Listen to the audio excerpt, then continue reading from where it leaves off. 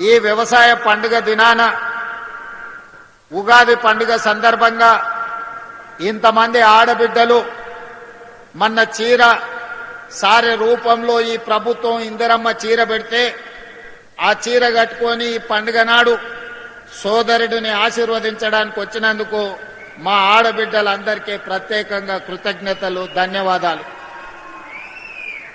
ఇంతకుముందు మిత్రులు రఘునందన్ రావు గారు ఒక మాట చెప్పిండ్రు, ఎద్దేడ్చిన వ్యవసాయం, రైతేడ్చిన రాజ్యం సుభిక్షంగా ఉండదు అని.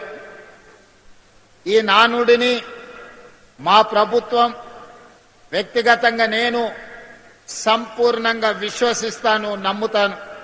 అందుకే ప్రజాపాలనలో ఎన్ని సమస్యలు ఎదురైనా, సంక్షేమానికి ఎన్ని ఇబ్బందులు వచ్చినా, ఆర్థిక పరిస్థితులు మమ్మల్ని ఎన్నో రకాలుగా ఇబ్బంది పెడుతున్నా, రైతులకు సంబంధించిన ఏ సంక్షేమ పథకాన్ని గాని, రైతులకు అందించాల్సిన ఉచిత కరెంటు గాని ఎక్కడా లోటు రానియకుండా, అదేవిధంగా రైతులు పండించిన పంటను చివరి గింజ వరకు కొనాలి అని కార్యక్రమంగా పెట్టుకొని, కొన్న పంటకు గిట్టుబాటు ధరనే కాదు 500 రూపాయల బోనస్ కూడా ఇచ్చి రైతుల కళ్ళల్లో ఆనందం చూడాలి అని ఈ ప్రభుత్వం నిరంతరం తాపత్రయపడుతుంది, ప్రయత్నం చేస్తుంది. అందులో భాగంగానే ఈనాడున్న ఆర్థిక పరిస్థితులు, అభివృద్ధి కార్యక్రమాలకు అవరోధంగా మారిన బట్టి విక్రమార్క గారితో మాట్లాడి రైతులకు మనం ఇస్తున్న రైతు భరోసా పెంచడమే కాదు, వాళ్లకు ఈరోజు సిద్దిపేట గడ్డ మీద నుంచి రైతు భరోసా నిధులను విడుదల చెయ్యాలని ఇంతకుముందు కంప్యూటర్లు తుమ్మల నాగేశ్వరరావు గారు ఇతర సహచర మంత్రివర్గ సభ్యుల సమక్షంలో 70 లక్షల మందికి 3,600 కోట్ల రూపాయలు దాదాపుగా ఇవాళ బటన్ నొక్కితే రేపటిలోగా మీ ఖాతాలలో ప్రతి రైతుకు 70 లక్షల మంది రైతుల ఖాతాలలో రైతు భరోసా నిధులు పడతాయి. అదేవిధంగా ఇంకా మిగిలిన 5,400 కోట్ల రూపాయలు 20 రోజుల్లో ఇంకొక 2,700 కోట్లు, అక్కడి నుంచి ఇంకొక 20 రోజుల్లో ఇంకో 2,700 కోట్లు, దాదాపుగా ఇవాళ మార్చి 22 తారీఖు నాడు మనం ఉన్నాం. 45 రోజుల్లో 9,000 కోట్ల రూపాయల రైతు భరోసా 70 లక్షల రైతుల ఖాతాలలో వేసి రైతుల కళ్ళల్లో ఆనందం చూడాలి. ఈ ప్రగతి ప్రణాళికలో రైతుల సంక్షేమం కోసం పనిచేయాలని మా ప్రభుత్వం దీక్ష భూని ఈనాడు సిద్దిపేట జిల్లాకు వచ్చి ఈ కార్యక్రమాన్ని ప్రారంభించుకున్నాం. మిత్రులారా, నేను ఎక్కువ వివరాలు చెప్పదలుచుకోలేదు, కానీ కొన్ని వాస్తవాలను మీ ముందు ప్రస్తావించాల్సిన అవసరం ఉన్నది. 114 నెలలు చంద్రశేఖరరావు గారు పెద్దలు ముఖ్యమంత్రిగా పనిచేసింది. వారు పెట్టిన ఖర్చు సరాసరి రైతుల కోసం పెట్టిన ఖర్చు 2,533 కోట్లు ప్రతి నెల ఖర్చు పెడితే, ఈనాడు మాన ప్రభుత్వం వచ్చి 28 నెలలైతే ఈ 28 నెలలల్లా సరాసరి ప్రతి నెల 5,500 కోట్ల రూపాయలు ఈ రోజులో రైతు సంక్షేమం కోసం ఈ రోజు మన ప్రభుత్వం ఖర్చు పెడుతున్నది. ఈనాడు రైతులకు ఇస్తున్న 24 గంటల ఉచిత కరెంటు కావచ్చు, రైతులకు అందిస్తున్న గిట్టుబాటు ధర కావచ్చు, రైతులు పండించిన సన్న వడ్లకు 500 రూపాయల బోనస్ కావచ్చు, రైతు రుణమాఫీ కావచ్చు, రైతు భరోసా కావచ్చు, రైతు బీమా కార్యక్రమాలు కావచ్చు. మీకు అకాల వర్షాలు, వరదలు వస్తే ముఖ్యంగా కామారెడ్డి ప్రాంతంలో ఏ అకాల వర్షం వచ్చినా, ఏ వడగండ్ల వాన పడ్డా ముఖ్యంగా కామారెడ్డి ప్రాంతంలో రైతులకు కష్టాలు వస్తున్నాయి. ఇసుక మేటలు వేరినాయి. మొన్నటిసారి వచ్చిన తుఫాన్లో మీ జిల్లాలో చాలా దగ్గరలో చెరువులు తెగిపోతే ఈడ కాలువలు ఇసుక మేటలు పేరితే నేనే స్వయంగా వచ్చిన.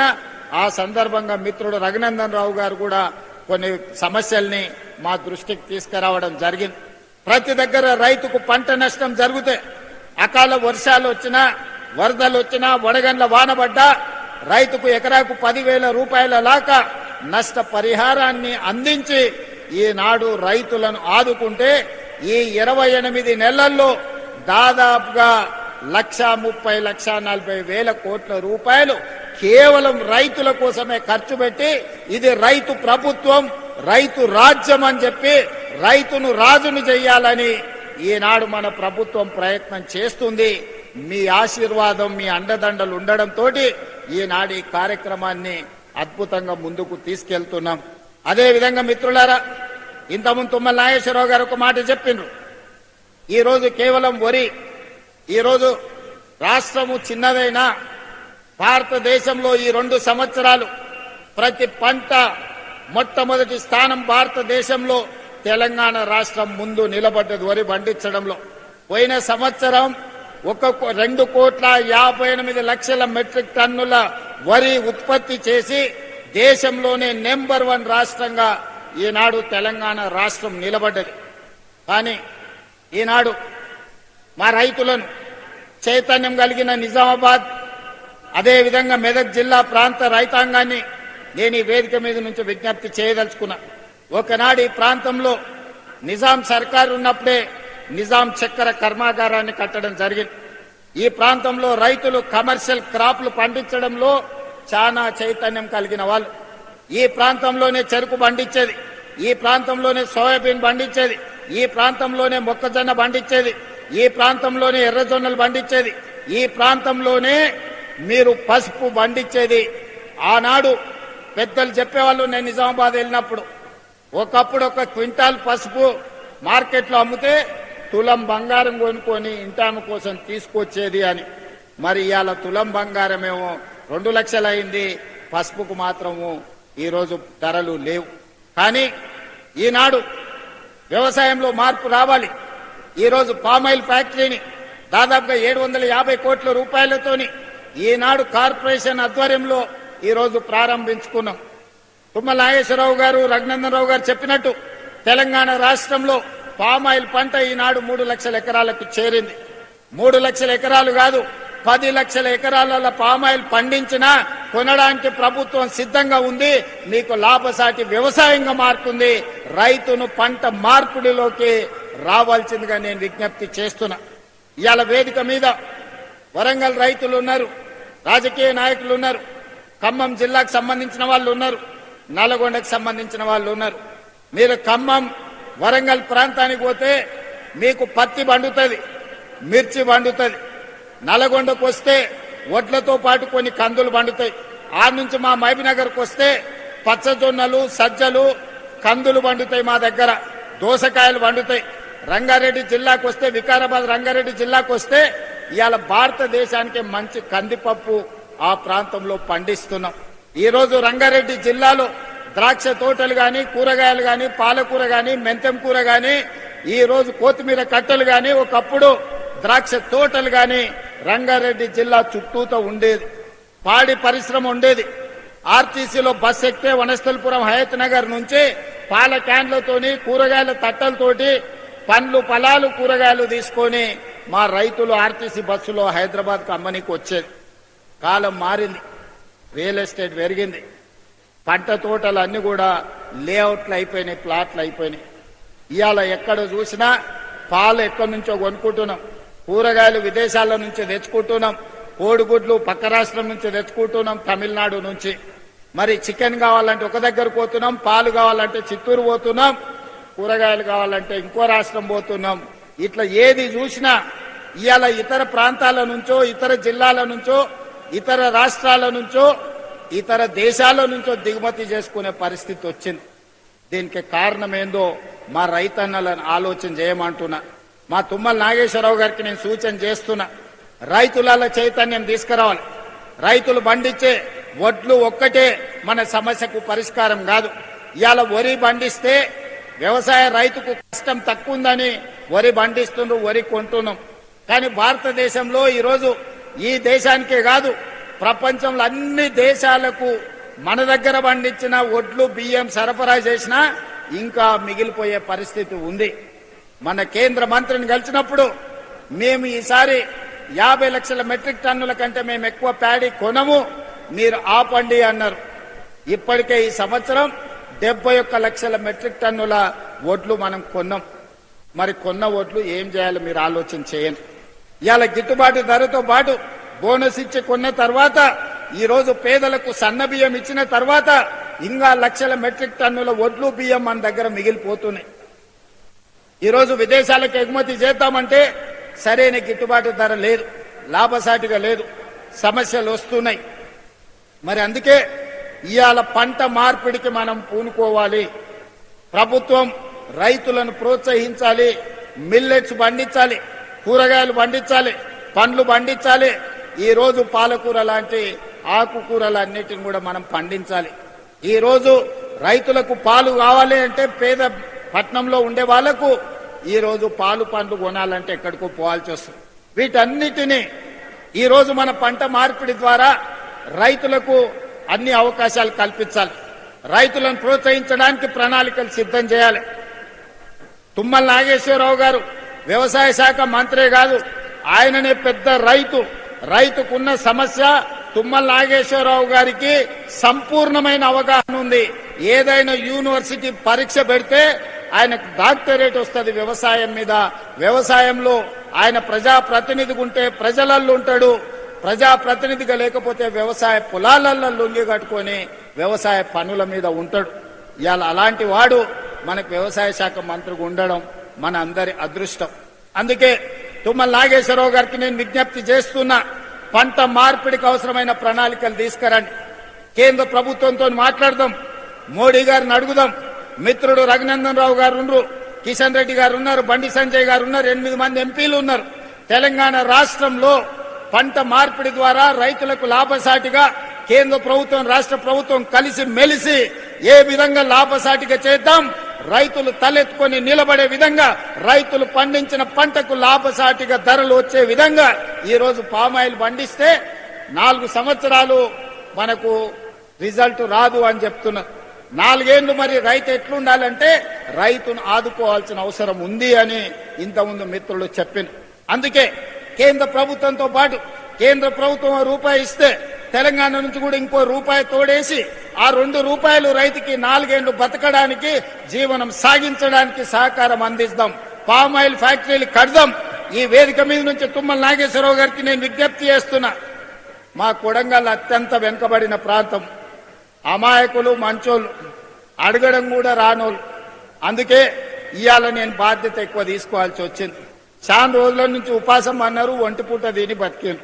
ఇప్పుడన్నా నేను ఉన్నప్పుడన్నా 2 పూటల భోజనం పెట్టి పొద్దుటి పూట కొంచెం టిఫిన్ పెడితే మా రైతులు, మా ప్రాంత ప్రజలు కొంత బాగుపడతారు. అందుకే తుమ్మల నాగేశ్వరరావు గారికి వేదిక మీద నుంచి విజ్ఞప్తి చేస్తున్నా, సిద్దిపేటలో కట్టిన ఈ ఫ్యాక్టరీ కొడంగల్ నియోజకవర్గంలో కూడా ఇట్లాంటిది ఒక ఫ్యాక్టరీ కట్టండి, మా రైతులకు ఉపయోగపడుతుంది. దయచేసి తుమ్మల గారు, అదేవిధంగా మిత్రులు దామోదర్ రాజనరసింహ గారు, మహబూబ్ నగర్ జిల్లా ఇన్ఛార్జ్ మంత్రివర్యులు వారు దామోదర్ రాజనరసింహ గారు ఒక్కసారి సమీక్ష చేసి ఇంత మంచి ఫ్యాక్టరీని నా నియోజకవర్గంలో కట్టడానికి దామోదర్ రాజనరసింహ గారిని, తుమ్మల నాగేశ్వరరావు గారిని విజ్ఞప్తి చేస్తున్నా. ఇది మంచి లాభసాటి వ్యవసాయం. ఇలాంటివి వస్తే, ఇలాంటి పరిశ్రమలు వస్తే మన పిల్లలు చదువుకోవడానికి, మన కుటుంబం బాగుపడడానికి, మనం ఒక మంచి ఇల్లు కట్టుకోవడానికి, మనం మంచి కారు కొనుక్కోవడానికి ఎవరి దగ్గరను పోయి చేయి ఆపాల్సిన అవసరం లేదు. ఇవాళ పెద్దలు సుదర్శన్ రెడ్డి గారు ఉన్నారు. మనందరికీ తెలుసు, మనం అంకాపూర్ చికెన్ అని తింటుంటాం అప్పుడప్పుడు. అంకాపూర్ అమెరికాలో లేదు, నిజామాబాద్ లో ఉంది అంకాపూర్ అనే ఊరు. ఆ కాలంలో మారుతి కార్లు వచ్చినప్పుడు ఊరంతా వ్యవసాయం చేసుకునే రైతులందరూ పోయి మారుతి కార్లు కొనుక్కొని వచ్చారు.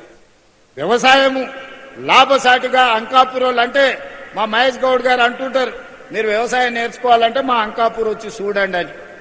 సంతోషమే, చూస్తాం. కానీ తెలంగాణలో 12,702 గ్రామ పంచాయతీలు ఉన్నాయి. ప్రతి గ్రామ పంచాయతీ ఒక అంకాపూర్ కావాలి. ప్రతి రైతు వ్యవసాయంలో సంపాదించి, వ్యవసాయంలో పంట పండించి కారు కొనుక్కునే స్థాయికి రావాలి. ఆ విధంగా అంకాపూర్ అనే గ్రామాన్ని ఆదర్శంగా తీసుకొని తెలంగాణ రాష్ట్రం 12,728 గ్రామ పంచాయతీలు ఉన్నాయి. అన్ని గ్రామ పంచాయతీలను అంకాపూర్ లాగా తీర్చిదిద్దాల్సిన బాధ్యత ఈ ప్రభుత్వం మీద ఉన్నది. ఆ కార్యక్రమాన్ని మన అందరం కలిసి భుజాలకెత్తుకుందాం. ఇవాళ రైతులు వేరే పంటకు పోతే నష్టం జరుగుతుందని ఆలోచన చేయకండి. ఇవాళ మిల్లెట్స్ అని ఆర్గానిక్ ఫుడ్ అని ఈ రోజు రకరకాల పండ్లు కూరగాయలు ఎక్కడెక్కడి నుంచో కొనుక్కుంటున్నాం. అదే మన దగ్గర పండించుకుంటే లాభసాటిగా ఉంటుంది, ఎక్కడికో వెళ్లాల్సిన పని లేదు. ఇవాళ అమెరికన్ రీసెర్చ్ సెంటర్ ఇక్రిసైట్ వచ్చి మీ దగ్గరనే పెట్టారు. ఎందుకు ఇక్రిసైట్ ఇక్కడ పెట్టారు? వ్యవసాయ పరిశోధన కేంద్రాన్ని అమెరికా ప్రభుత్వం హైదరాబాద్ లో మెదక్ జిల్లాలో పెట్టిందంటే ఇక్కడ సారవంతమైన భూములు ఉన్నాయి. ఈ సారవంతమైన భూములు ఒక్కొక్క జిల్లా ఒక్కొక్క పంటకు ప్రతిదీ, ఒక్కొక్క జిల్లాలో ఒక జిల్లాలో చెరుకు పండితే, ఒక జిల్లాలో పత్తి పండితే, ఒక జిల్లాలో మిర్చి పండితే, ఒక జిల్లాలో పసుపు పండితే, ఓ జిల్లాలో కందులు పండితే, ఓ జిల్లాలో ఎర్రజొన్నలు పండితే, ఓ జిల్లాలో ద్రాక్ష తోటలు పండుతాయి, ఓ జిల్లాలో టమాటాలు పండితే, ఇంకొక జిల్లాలో వంకాయలు పండుతాయి, దోసకాయలు పండుతాయి, బెండకాయలు పండుతాయి. తెలంగాణ సారవంతమైన భూమి. ఈ సారవంతమైన భూమికి పనిచేసే కష్టపడే రైతు అవసరం ఉంది. ఇవాళ ఫ్యాక్టరీలు పెద్ద పెద్ద ఉద్యోగాలు ఐటీ కొలువుల కంటే కూడా 2 ఎకరాల వ్యవసాయంలో అంతకంటే ఎక్కువ సంపాదించడానికి అవకాశం ఉన్నది. అందుకే ప్రభుత్వాలు కూడా వినూత్నంగా ఆలోచన చేయాలి.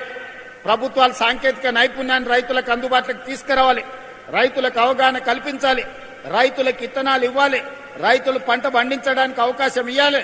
రైతు పండించిన పంటను ప్రభుత్వం అమ్మడానికి అవసరమైన కొనుగోలు కేంద్రాలను ఏర్పాటు చేయడమే కాకుండా అంతర్జాతీయ మార్కెట్లో మన రైతులు పండించిన పంటలు ఎగుమతి చేసుకోవడానికి ప్రభుత్వం బాధ్యత తీసుకొని ఎగుమతి చెయ్యాలి. దానికి సంబంధించి మన ప్రభుత్వం ప్రయత్నం చేస్తుంది.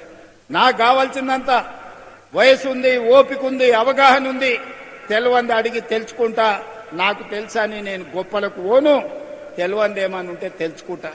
నేను తెలుసుకున్నది మీతో పంచుకుంటా. నేను మీతో పంచుకున్నది మీరు పంట పండిస్తే తెలంగాణ అద్భుతమైన తెలంగాణ, బంగారు తెలంగాణ అంటే గిదే బంగారు తెలంగాణ. తెలంగాణలో పంటే ప్రతి పంట, ప్రతి గింజ బంగారు తెలంగాణలో భాగస్వాములను చేస్తుంది అని చెప్పి ఈనాడు మా రైతాంగం అందరూ కూడా కదిలి రావాలి.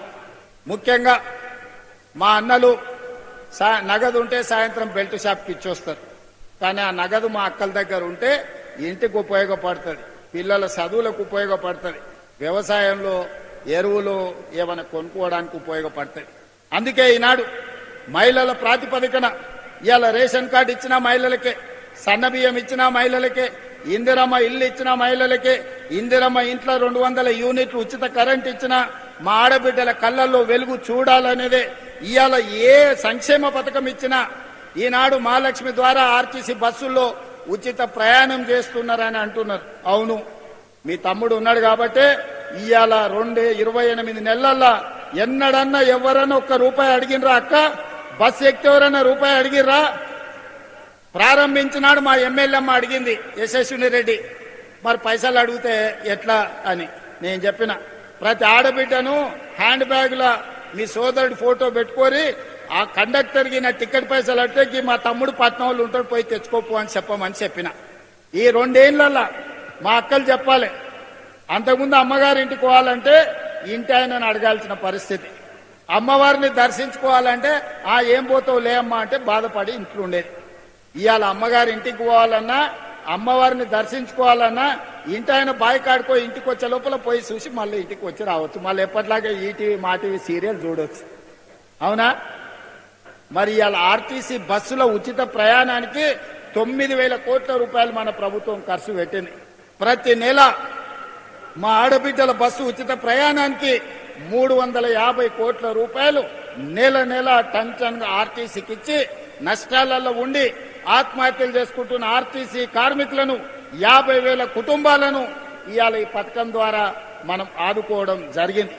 ఉచిత ప్రయాణమే కాదు, ఈనాడు 1000 బస్సులను కొని 1000 బస్సులకు మహిళా సంఘాలను ఈ రోజు యజమానులను చేసి ఆర్టీసీకే కిరాయికి పెడితే మా పొన్నం ప్రభాకర్ గారు నెల నెల మా బిడ్డల ఆడబిడ్డలకు ఈ రోజు ఆర్టీసీ బస్సు యజమానులను చేస్తే బరాబర్ కిరాయి పైసలు కట్టే పరిస్థితి వచ్చింది. ఇవాళ పెద్ద పెద్ద కంపెనీలు కాదు, ఈ రోజు మా ఆడబిడ్డలే 1000 బస్సులకు యజమానులయ్యారు. ఉచిత ప్రయాణమే కాదు, బస్సులకు మా ఆడబిడ్డలు యజమానులయ్యారు. ఇవాళ మా ఆడబిడ్డల్ని పెట్రోల్ బంకులు పెట్టించిన స్వయం సహాయక సంఘాలకు ఈ రోజు మా నారాయణపేటలో అదేవిధంగా ఇతర ప్రాంతాలలో ఇవాళ ఆడబిడ్డలకు పెట్రోల్ బంకులు ఇచ్చినాం. మీరు స్వయంగా నడుపుకోండి అని చెప్పినాం. ఇవాళ 67 లక్షల మంది ఆడబిడ్డలు స్వయం సహాయక సంఘాలలో సభ్యులుగా ఉన్నారు. అందుకే నేను ఒక మాట చెప్పిన, మా అధికారులకు ఆదేశాలు ఇచ్చిన 2034 సంవత్సరం లోపల 1 కోటి మంది సభ్యులను చెయ్యాలి. 1 కోటి మందిని కోటీశ్వరులను చేసే వరకు విశ్రమించేదే లేదు. ఆడబిడ్డల కోసం ఈ ప్రభుత్వం పని చేస్తుందని చెప్పినాం. మా అక్కలందరికీ నేను సూచన చేస్తున్నా, ఇవాళ మీరు 67 లక్షల మంది సభ్యులు ఉన్నారు.